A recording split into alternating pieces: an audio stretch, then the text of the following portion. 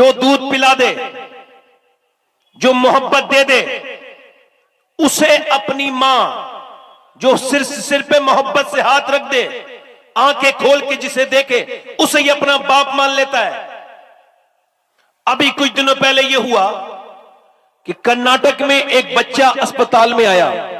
सुनिए हजरात, अब जब वो आया, पागल हो चुका था। 6 साल का बच्चा है। डॉक्टर ने उसका चेकअप किया। डॉक्टर के सामने बैठा है, वहीं मां भी है, वहीं बाप भी है, दोनों बैठे हैं और वो देख रहे हैं कि वो बच्चा डिस्टर्ब हो चुका है, उसका तवाजुन खराब है।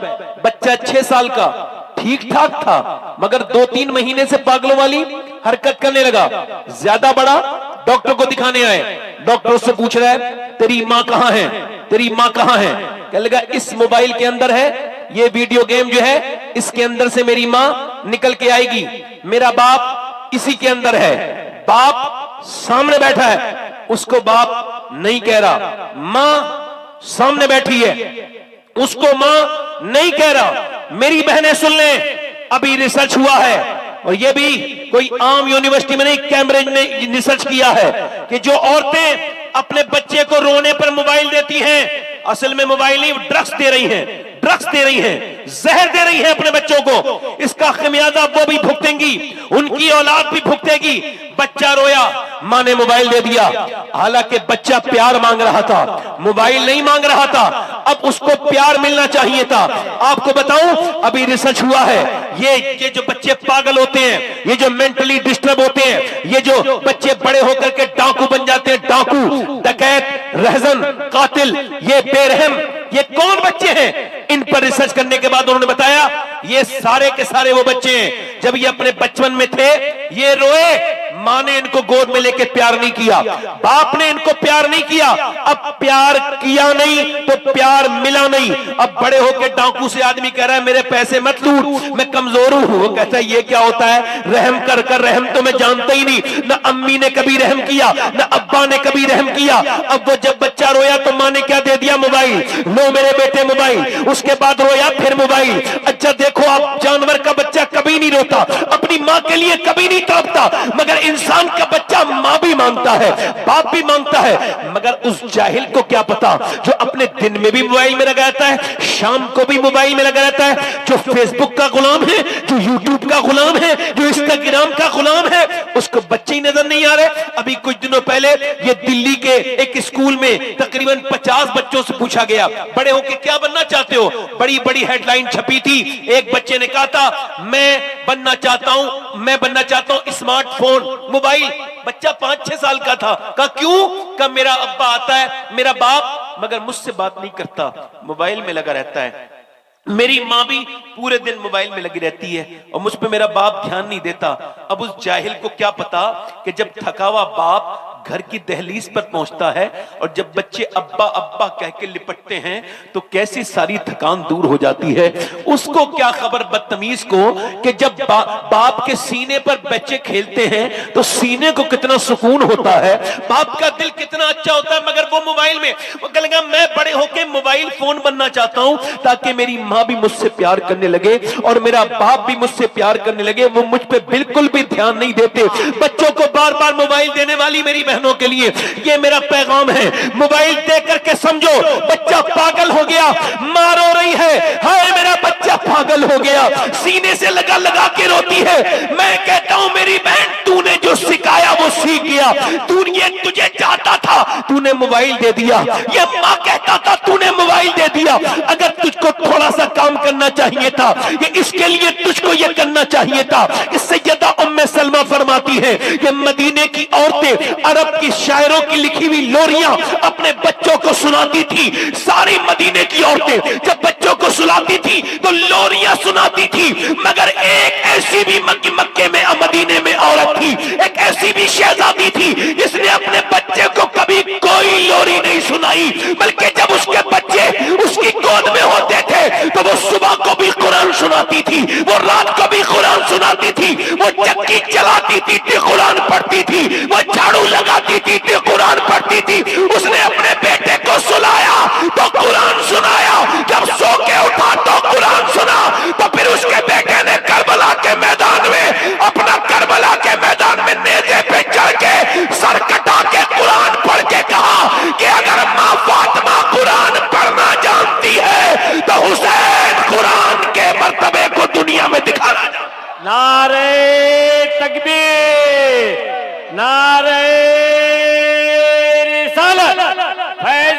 मखदूम अशरफ फैजान आला हजरत मसलके आला हजरत हजरत सैयद इको कम करो भाई, किबला।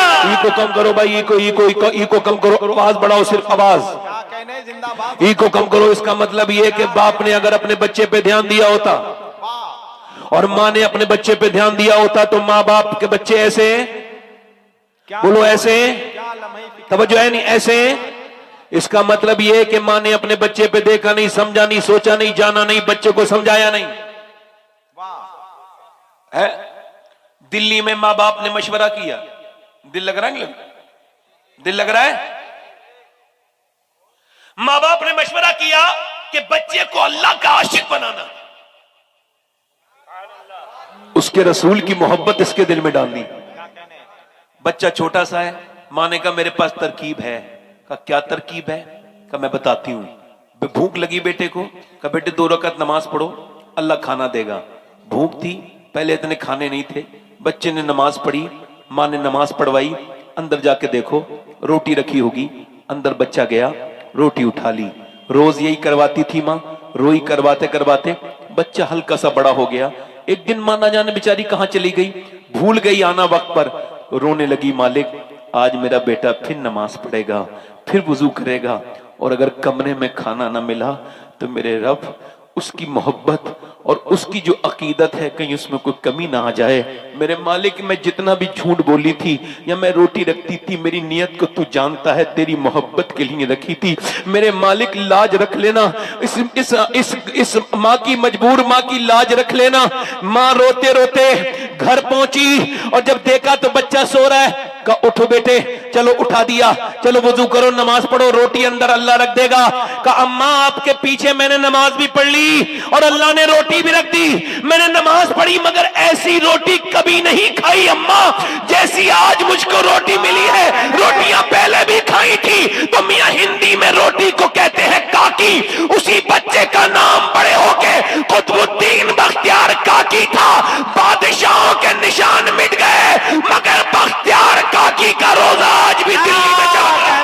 जिंदाबाद जिंदाबाद जिंदाबाद जिंदाबाद जिंदाबाद जिंदाबाद। नारे तकबीर, नारे रिसालत।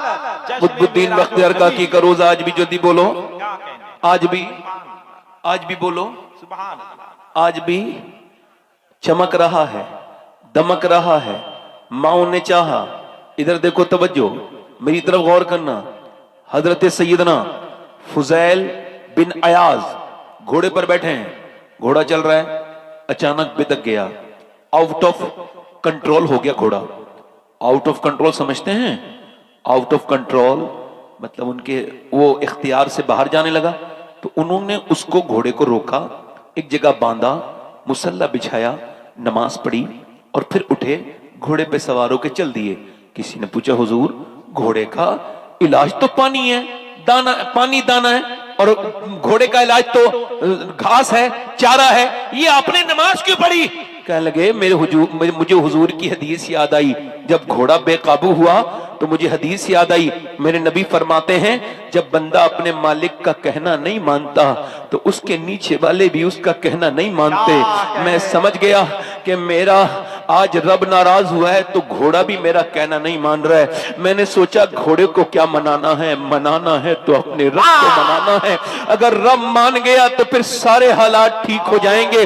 कभी बच्चे कहना ना माने तो झगड़ने की जरूरत नहीं, कभी बीबी का बात ना माने तो झगड़ने की, मस्जिद में जाओ और अल्लाह के सामने सर झुकाओ और कहो मालिक कौन सी ऐसी खता हो गई जो मेरी औलाद मेरा कहना नहीं मान रही है। अल्लाह राजी तो सब राजी। क्या कहने, जिंदाबाद जिंदाबाद जिंदाबाद।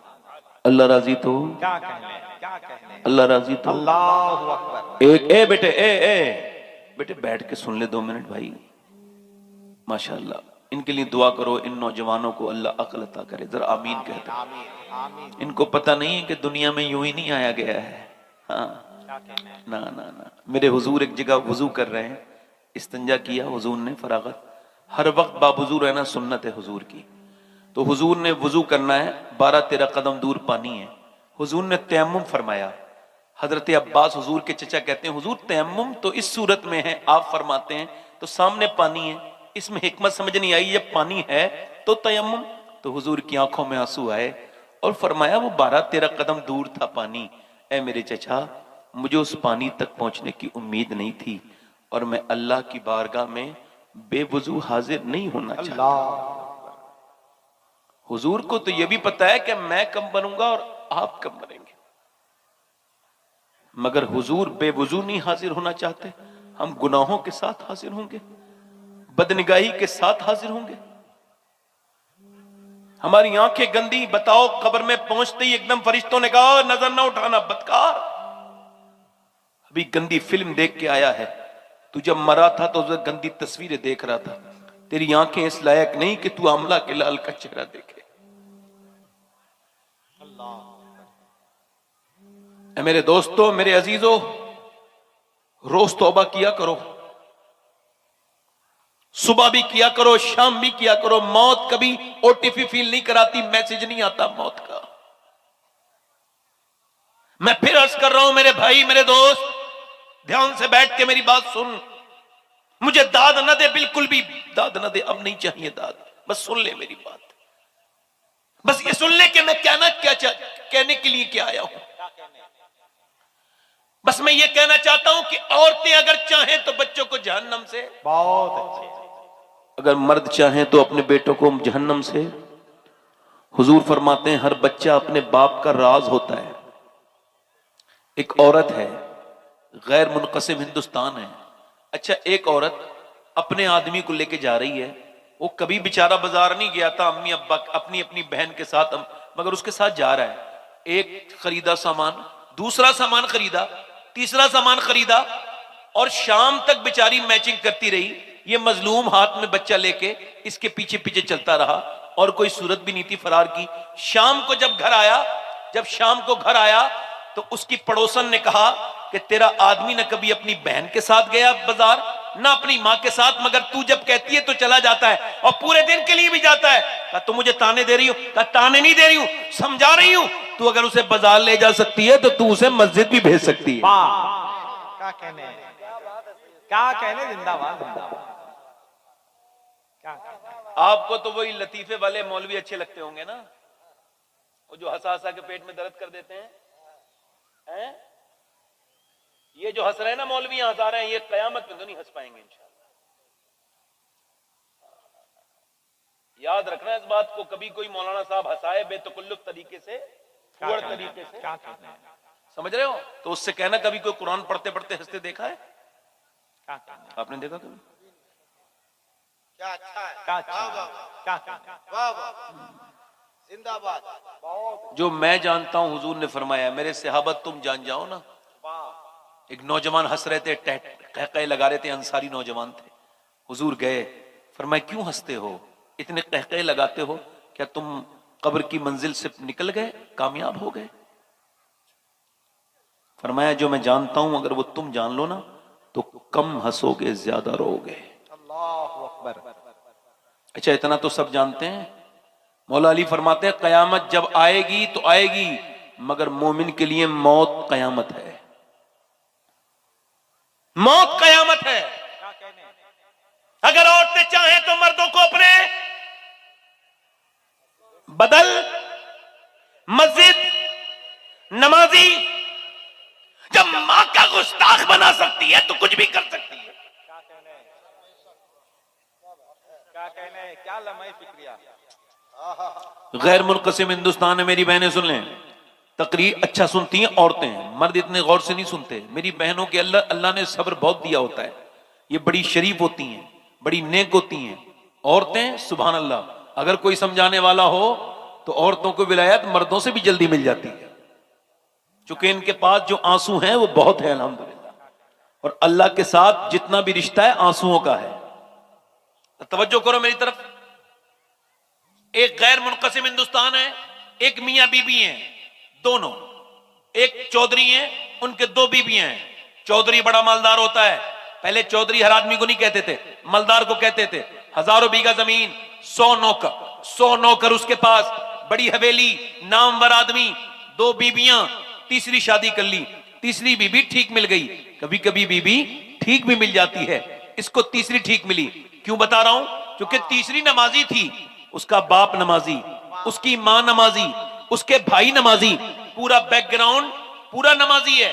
अब ये नमाजी औरत इसके यहां पे आई तो इसको घुटन होने लगी। ना कोई नौकर नमाज पढ़े, ना चौधरी खुद नमाज पढ़े, ना उसकी दो बीबियां नमाज पढ़े। इसने सोचा नमाजी कैसे बनाना है। इसने कोई ताने आने नहीं दिए कि तुम नमाज नहीं पढ़ती और मैं नमाज पढ़ती हूं, पूरी जिंदगी इसी वजह से जहन्नम में जाएगी, कि ताने ही देती रही पूरी जिंदगी। और उसने कोई बदला उदला नहीं अपने आप को, उसने वो नहीं दिए कोई ताने कि कुछ पढ़ी लिखी औरतें अगर जाहिलों में शादी करके आ जाएं तो पूरी जिंदगी इसी वजह झगड़ा करती हैं कि तुम पढ़े लिखे नहीं हो और मैं जो है पढ़ी लिखी हूं। बेचारी अपनी जिंदगी बर्बाद कर लेती है। वो समझदार थी, उसने सोचा कि नमाजी कैसे बनाना है। क्या कहने, जल्दी जोर से तो बोलो यार, नमाजी कैसे बनाना है? नमाजी। अब उसने सोचा कि तो देखा कि चौधरी सोता है, 3 बीबियां थी चौधरी के, मगर सोता था बैठक में।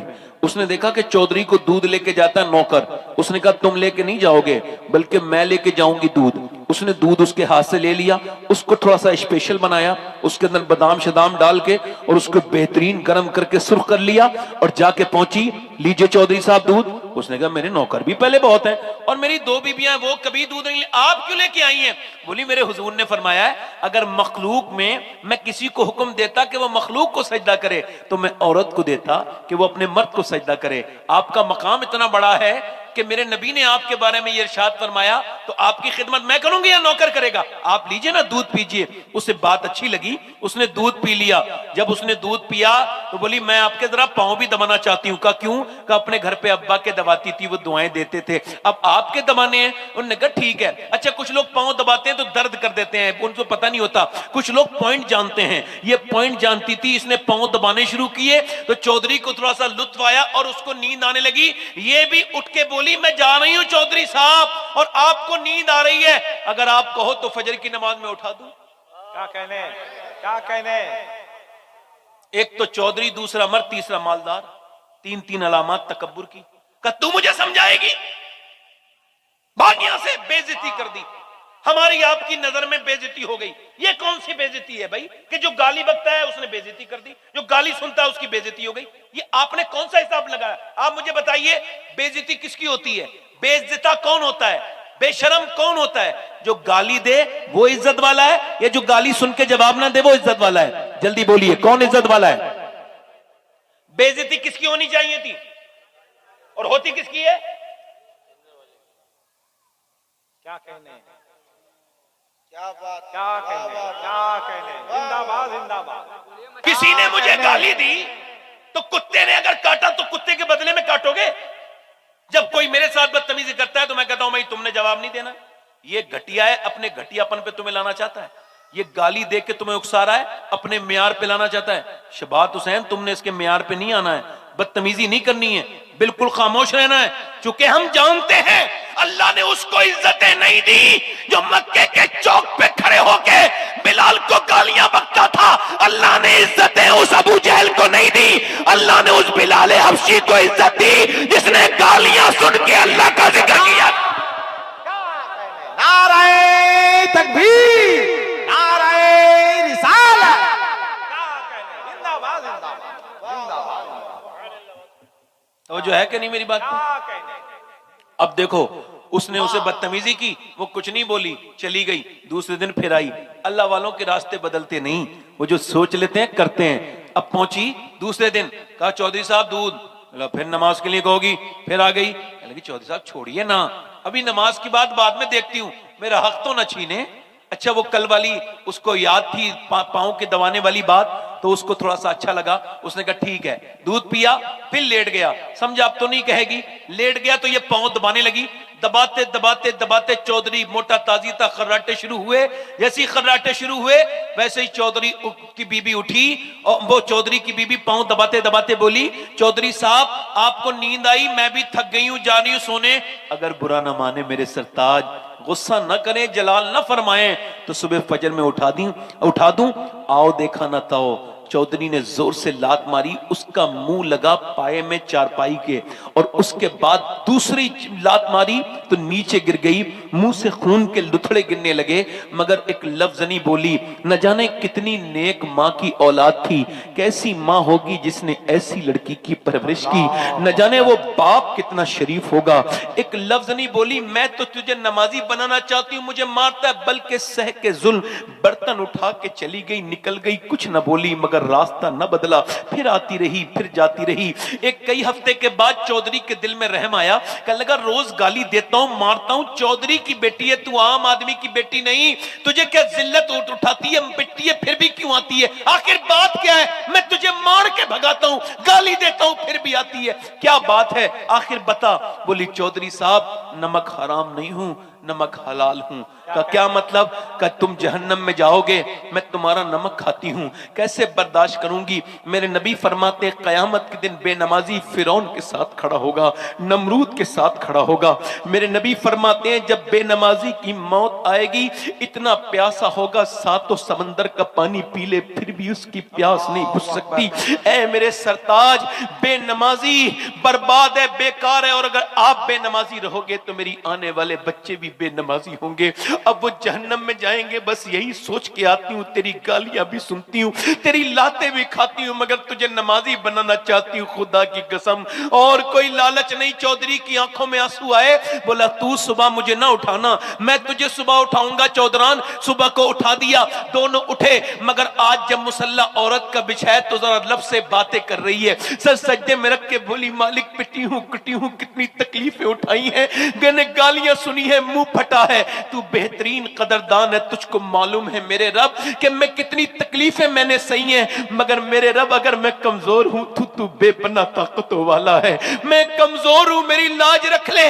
बड़ी मुसीबत से इसने सर झुकाया है, झुकाना इसका काम है, अपना लेना तेरा काम है, मालिक दिलों को बदल दे। ऐसी रोई, ऐसी रोई, ऐसी, अल्लाह ने चौधरी का दिल बदल दिया। फिर कभी तहज्जुद की नमाज भी कज़ा नहीं होती थी, उसने अपने सामने मस्जिद बड़ी सी बनवाई, बेहतरीन मस्जिद बनवाई, बेहतरीन मदरसा बनवाया, और मियां उसके सारे नौकर नमाजी, उसकी बीवी बच्चे सब नमाजी, पूरा घर नमाजी। और जब इन दोनों मियां बीवी के दरमियान बच्चा पैदा हुआ तो कोई आम बच्चा नहीं था, बल्कि कुतुबुल अख्ताब सुल्तान मोहम्मद बाहू था, जिसने कहा था तस्बीह फिरी पर दिल नहीं फिरिया, की लेना तस्बीह पढ़ के हूं, इल्म पढ़ा पर अदब न सीखिया, की लेना इल्म पढ़ के हूं। तो इसका पैगाम दुनिया को यह जाता है कि अगर माँ बाप नेक हो जाएं तो बच्चे नेक नहीं बल्कि अल्लाह के वली बन के पैदा होते हैं। नारे तकबीर, नारे रिसालत, जश्न मेराजुन नबी, मसलके आला हजरत, जिंदाबाद जिंदाबाद जिंदाबाद। औरत ने कपड़े बनवाए, दुनिया भर के काम किए, मगर कभी अपने आदमी से ये न कहा कि नमाज को चला जा। है माँ बाप से दूर होने वालों मेरी तरफ देखना, हिलना जुलना नहीं, ध्यान से सुनना। और बोलूं या खत्म कर दूं? दिल लग रहा नहीं लग रहा? हाथ उठा के बताओ कितने लोगों का दिल लग रहा है। अब सुनो मेरी बात। सुभान अल्लाह, सुभान अल्लाह। डॉक्टर इकबाल कहता है कि हुसैन इब्ने अली ने करबला के मैदान में हक अदा कर दिया। लोग मुझसे कहते हैं, इकबाल कहता है जब लोग मुझसे कहते हैं करबला के मैदान में हुसैन इब्ने अली ने हक अदा कर दिया, तो मैं उनसे कहता हूं ये कहानी यहां से शुरू नहीं हुई, इतनी आधी बात न कहो। पूरी बात यह है कि पहले मदीने में अली ने बाप होने का हक अदा किया, फातिमा ने मां होने का हक अदा किया, फिर हुसैन ने करबला में हक अदा किया। औरत कितनी जरूरी? जब जब पहली मर्तबा 5 आयात नाजिल हुई, पहली वही आई इकरा, ठीक, ये जब आयत नाजिल हुई, पहली मर्तबा ये सूरत नाजिल हुई, मक्के में हुजूर नीचे उतरे, किसी और किसको सुना देते, किसी मर्द को सुनाते, अपने किसी खानदान वाले को सुनाते, मगर पहली बार ये 5 की 5 आयत हुजूर ने किसको सुनाई? सैयदा खदीजतुल कुबरा को, अपनी बीबी को, जो कि हुजूर जानते थे मैं खदीजा को सुना रहा हूं, खदीजा फातिमा को सुनाएगी, और फातिमा हुसैन को सुनाएंगी और ज़ैनब को सुनाएंगी और ज़ैनब करबला के मैदान में साबित करेगी जब नवासी के तकवे का ये आलम है तो मदीने की खदीजतुल कुबरा का आलम क्या हो। जिंदाबाद जिंदाबाद जिंदाबाद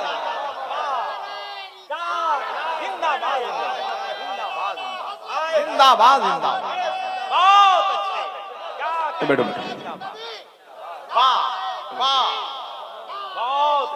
बहुत अच्छे, जिंदाबाद। इसका मतलब बहुत साफ है, अपनी बेटियों को तालीम दो। क्या दो बोलो। एक बात और अर्ज करता हूं, कोई बाल बच्चा ये ना समझे कि माँ बाप की गुस्ताखी करने से बच जाएगा, नहीं नहीं, बर्बाद हो जाएगा। याद रखो, अगर नेक बनना चाहते हो तो माँ बाप से दुआएं करवाओ अपने लिए, याद रखना।